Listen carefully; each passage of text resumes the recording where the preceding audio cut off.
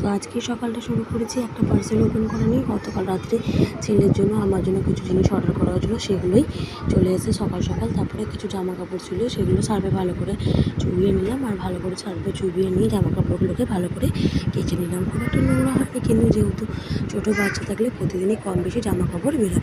ছেলের জামা কাপড় প্লাস আমাদের কিছু জামা কাপড় ছিল। আর এই যে বাবা বাজার থেকে পাকা আম এনেছিলো, তো সেটা ভালো করে ধুয়ে দিয়ে দিলাম। এই জামা কাপড় কাচাও হয়ে গেছে। তারপরে ছাদে চলে গেলাম মেলতে। 2-3 দিন তো খুব বৃষ্টি হয়েছিল, দিন আজকে ভালো রোদ উঠেছে, সেই কারণে জামা কাপড়গুলো ভালো করে কেচে দিই। আমার ভালো করে রোদে না শুকালে না জামা কাপড় থেকে একটা কীরকম একটা বাজে গন্ধ ছাড়ে। তো এই যে ভালো করে রোদ্দুরে সমস্ত জামা কাপড়গুলো মেলে দিয়েছি। তারপরে নিচে চলে গেলাম।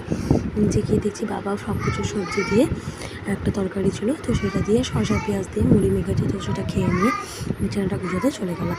আর গতকাল রাত্রে আমার হাজব্যান্ড এসেছিলো, তো হাজব্যান্ড ছেলের জন্য কিছু ফ্রুটস নিয়ে এসেছিলো, যেমন মৌসাম্বি ব্যানানা নিয়ে এসেছিলো। তো